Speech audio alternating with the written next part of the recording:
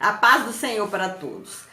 A paz do Senhor para todos. A nossa lição de hoje é a lição de número 5 do quarto trimestre do ano de 2019, que tem por título A Instituição da Monarquia em Israel. O texto áureo está em 1 Samuel, capítulo 8, versículo 4 e 5, que nos diz: Então todos os anciãos de Israel se congregaram e vieram a Samuel, a Ramá, e disseram-lhe: Eis que já estás velho, e teus filhos não andam pelos teus caminhos. Constitui-nos, pois agora um rei sobre nós, para que ele nos julgue como o tem todas as nações. A verdade prática: antes de tomar uma decisão, o crente precisa buscar a orientação de Deus, para que não venha a sofrer dolorosas consequências. Nós, como Deus é o centro da nossa vida, não podemos fazer nada sem pedir orientação divina. A leitura bíblica em classe que está em 1 Samuel 8, 4 ao 7 e do capítulo 10, do 1 ao 7. Então todos os anciãos de Israel se congregaram e vieram a Samuel a Ramá. E disseram-lhe: Eis que já estás velho e teus filhos não andam pelos teus caminhos. Constitui-nos, pois, agora um rei sobre nós, para que ele nos julgue como obtém todas as nações. Porém, esta palavra pareceu mal aos olhos de Samuel, quando disseram: Dá-nos um rei, para que nos julgue. E Samuel orou ao Senhor. E disse o Senhor a Samuel: Ouve a voz do povo em tudo quanto te disser, pois não te tem rejeitado a ti, antes a mim me tem rejeitado, para eu não reinar sobre eles. Então tomou Samuel um vaso de azeite e lhe derramou sobre a cabeça e o beijou, e disse: Porventura te não tem ungido o Senhor por capitão sobre a sua herdade? Partindo-te hoje de mim, acharás 2 homens, junto ao sepulcro de Raquel, no termo de Benjamim, em Selza, os quais te dirão: Acharam-se as jumentas que foste buscar. E eis que já o teu pai deixou o negócio das jumentas e anda aflito por causa de vós, dizendo: Que farei eu por meu filho? E quando dali passares mais adiante e chegares ao carvalho de Tambor, ali te encontrarão 3 homens que vão subindo a Deus a Betel, um levando 3 cabritos, o outro 3 bolos de pão, e o outro um odre de vinho. E te perguntarão como estás, e te darão 2 pães, que tomarás da tua mão. Então virás ao outeiro de Deus, onde está a guarnição dos filisteus, e há de ser que, entrando ali na cidade, encontrarás um rancho de profetas, que descem do alto e trazem diante de si saltérios e tambores, e flautas e harpas, e profetizará.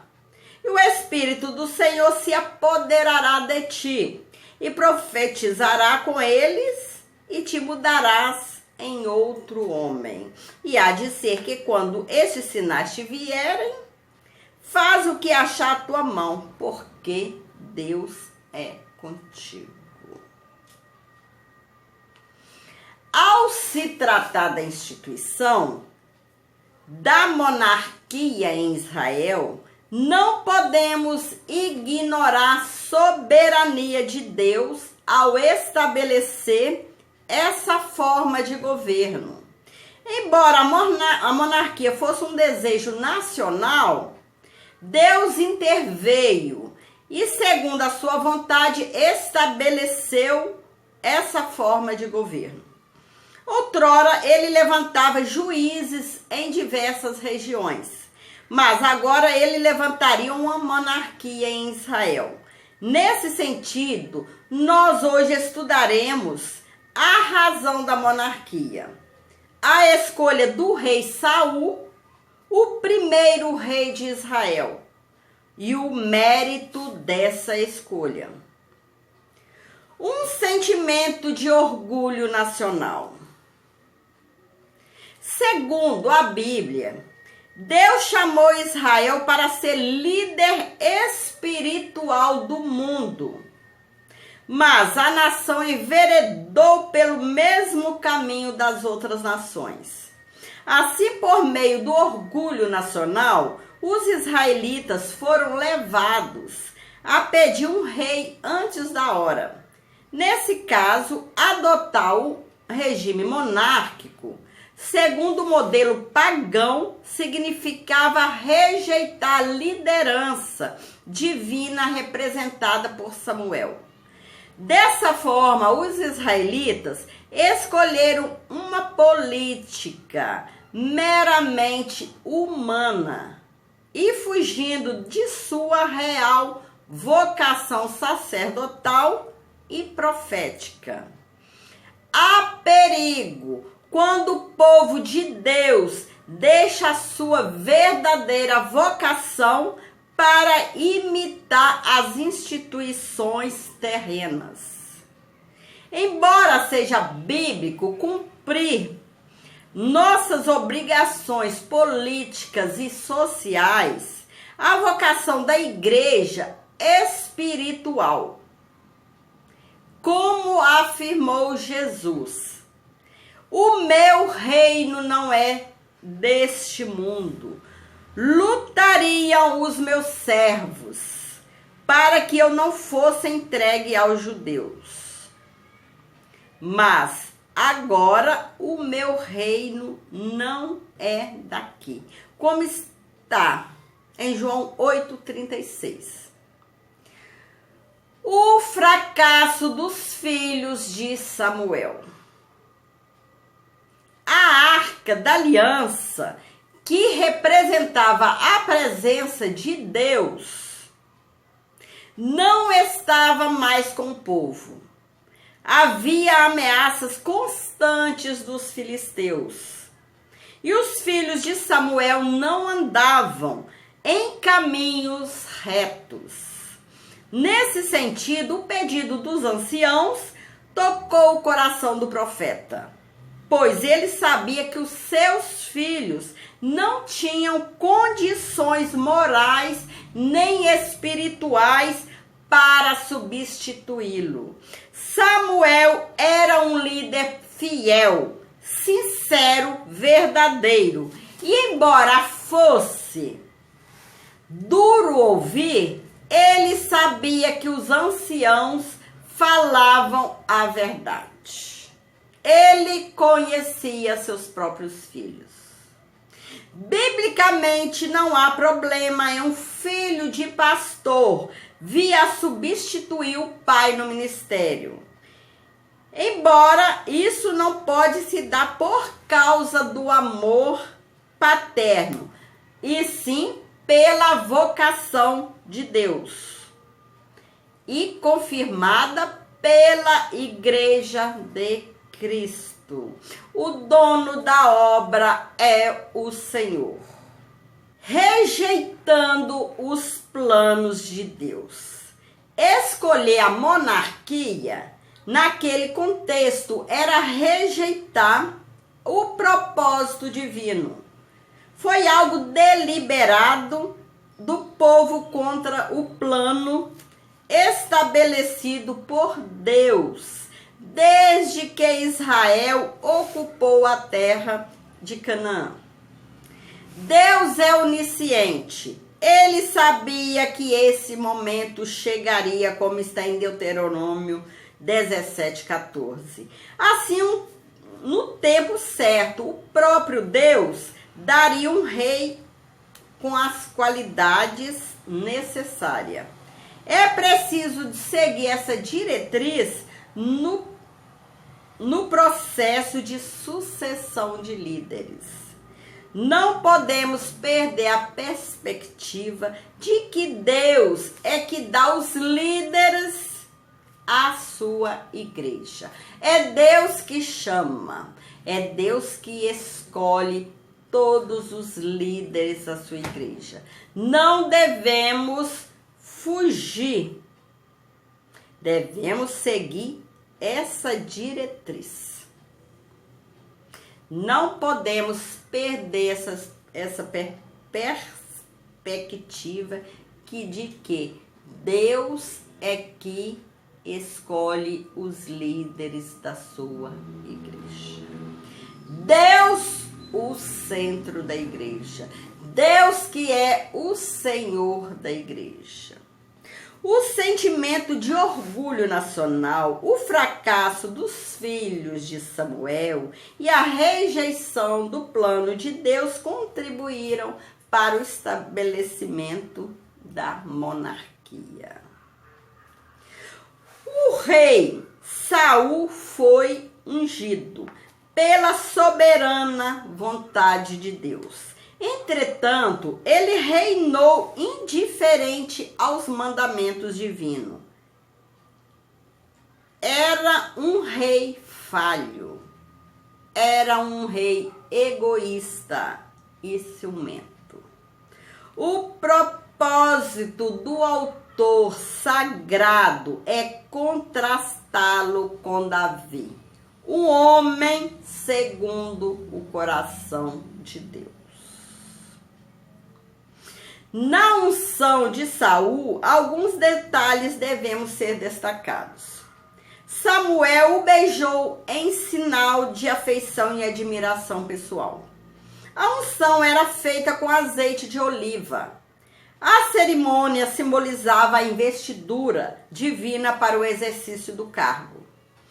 Os que são separados por Deus para trabalhar na sua obra, tem a unção do Espírito Santo, a capacidade que vem do alto para o exercício do santo ministério.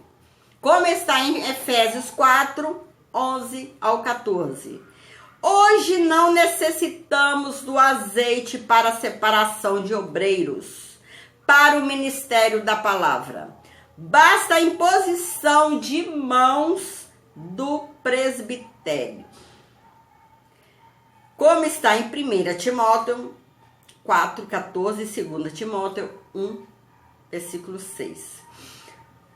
3 são os sinais que confirmaram a unção de Saul como rei de Israel.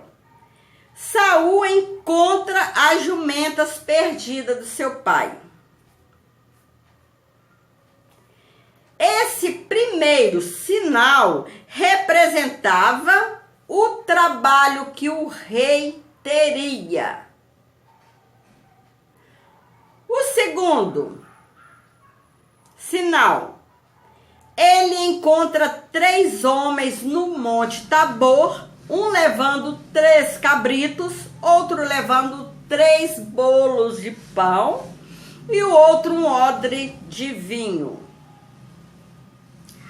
Esse segundo sinal apontava para o sustento divino para a tarefa de Saul.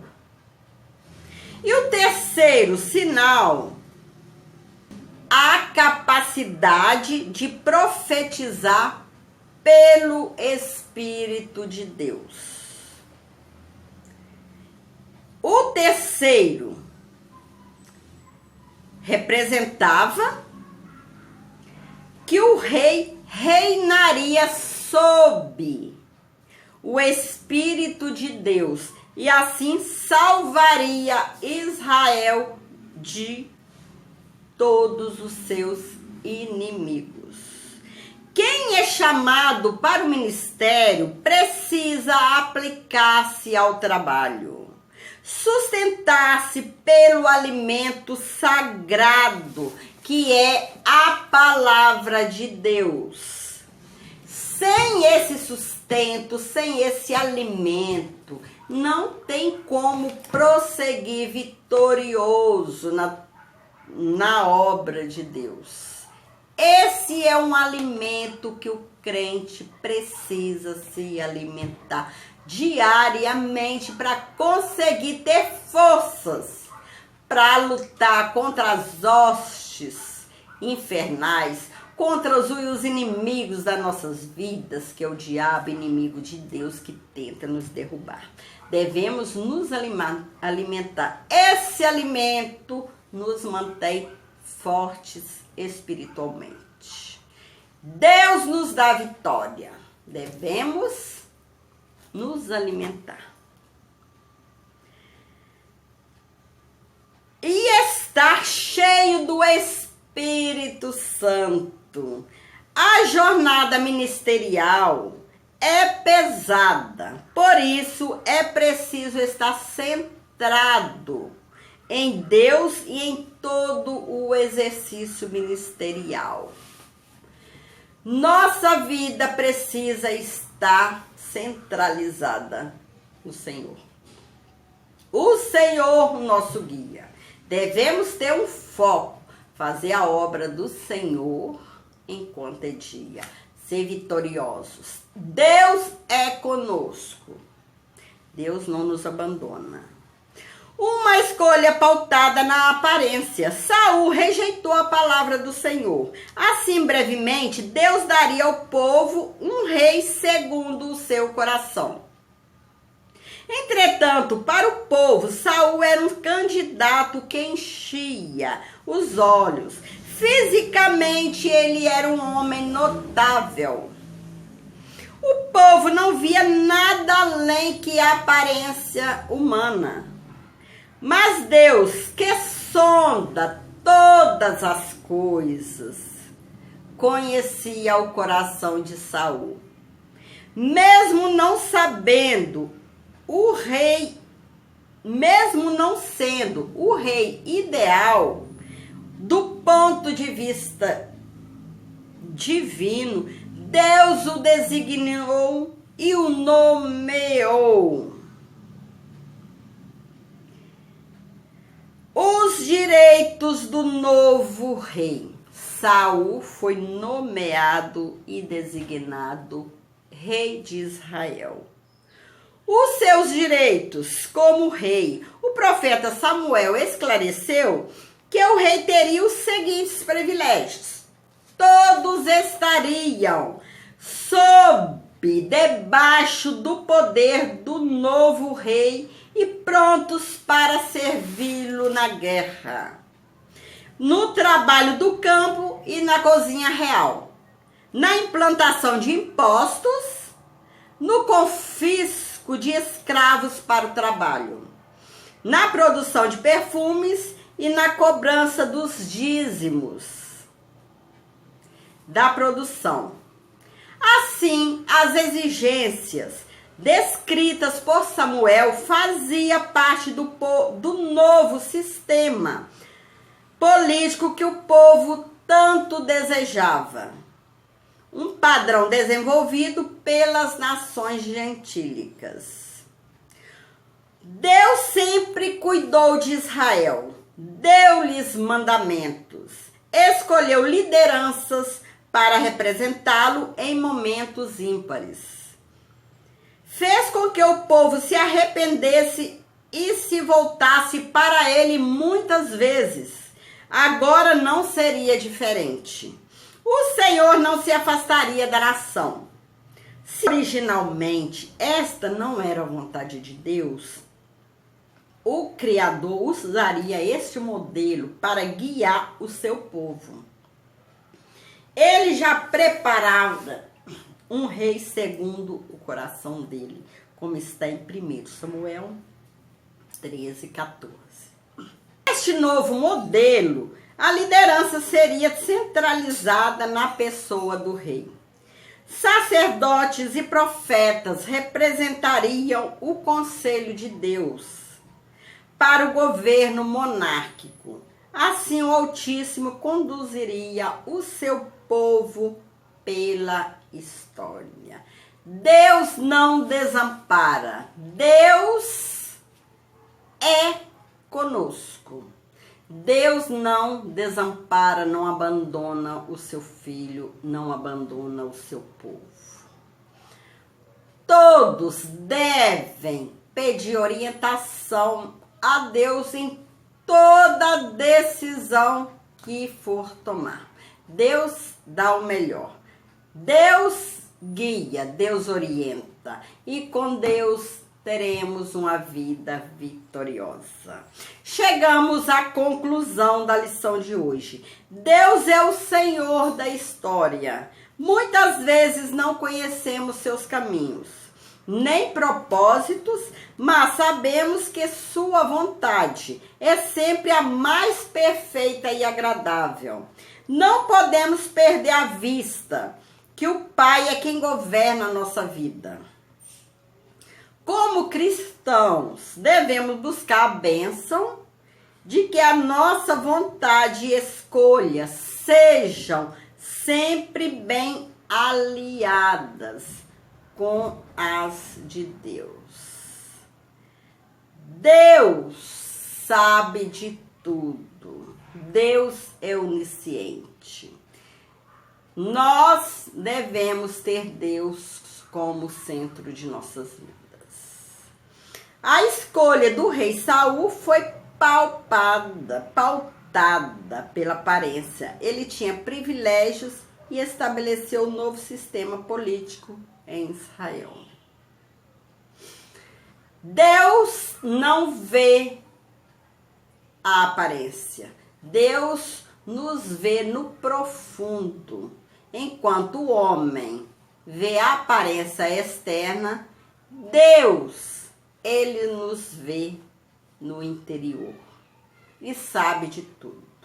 Deus sabe de tudo que acontece conosco, sabe de tudo que está para acontecer. Deus é bom. Deus é conosco. Onde teve origem o desvio de Israel? O desvio de Israel teve origem em sua desobediência a Deus. Infelizmente, a desobediência tem levado muitos ao fracasso. Aqueles que não querem obedecer têm se dado muito mal. Devemos, como filhos de Deus, sermos obedientes, que Deus quer o melhor para nós. Deus é bom. Deus é conosco. Vamos continuar sendo obedientes, obedecendo a santa e gloriosa palavra do Senhor, que a vitória nós alcançaremos. Deus sendo o centro de nossas vidas, nós seremos vitoriosos. Que o Senhor possa abençoar você, abençoar sua família e continue firme na obra do Senhor, tendo a Bíblia Sagrada como alimento diário. Aqui encontramos tudo que nós precisamos para nos fortalecer e alcançar vitória. Com a ajuda do nosso Senhor Jesus. Que o Senhor possa te abençoar grandemente. Fique com Jesus.